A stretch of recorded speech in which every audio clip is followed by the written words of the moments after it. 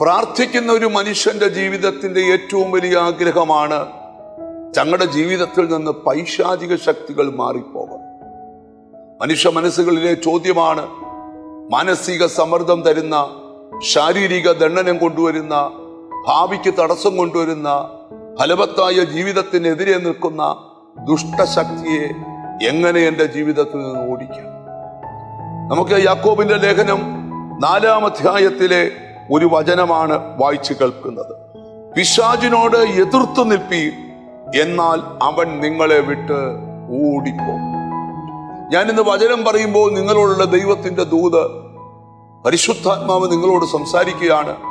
നിങ്ങളുടെ ജീവിതത്തെ ചുറ്റിപ്പറ്റി നിന്ന് നിങ്ങളുടെ മാനസിക, ശാരീരിക, ആത്മിക നിലവാരങ്ങളെ വല്ലാതെ കാട്ടുവള്ളി ഒരു വൃക്ഷത്തെ വരിഞ്ഞു മുറുക്കും പോലെ നിങ്ങളെ വരിഞ്ഞു മുറുക്കി ബന്ധിച്ചിട്ടിരിക്കുന്ന സകല പൈശാചിക തലങ്ങളിലും വ്യാപരിക്കുന്ന അന്ധകാര ശക്തികൾ ഈ ദിവസങ്ങളിൽ നിന്റെ കുടുംബം വിട്ട്, തലമുറകളെ വിട്ട്, ബിസിനസ്സുകളെ വിട്ട്, ജോലിയെ വിട്ട്, ആത്മിക ജീവിതത്തെ വിട്ട് അകന്നു പോകുന്ന ഒരു അനുഭവം ഉണ്ടാകണമെങ്കിൽ നീ ദൈവത്തോട് അടുത്തു വരികയും പിശാചിനോട് എതിർത്തു നിൽക്കുകയും വേണം.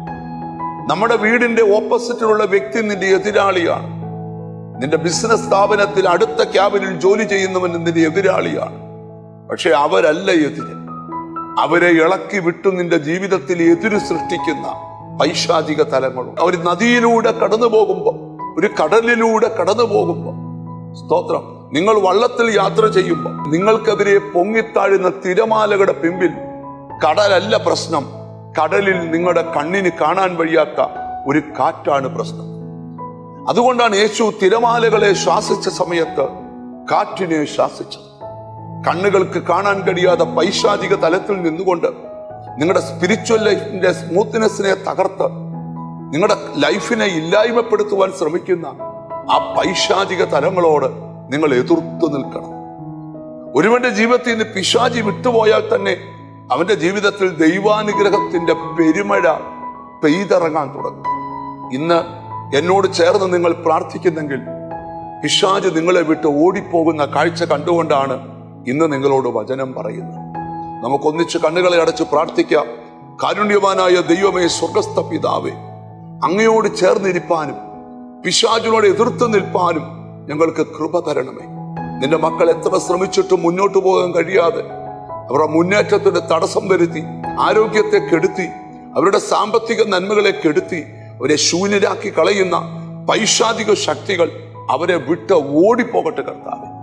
നിന്റെ നാമം ചൊല്ലി, പിതാവിന്റെയും പുത്രന്റെയും പരിശുദ്ധാത്മാവിന്റെ നാമത്തിൽ ഞങ്ങൾ പ്രാർത്ഥിച്ച് നിന്റെ മക്കളെ അനുഗ്രഹിക്കുക. അവർ അനുഗ്രഹിക്കപ്പെടട്ടെ യേശു ക്രിസ്തുവിൻ നാമത്തിൽ തന്നെ, ആമേൻ.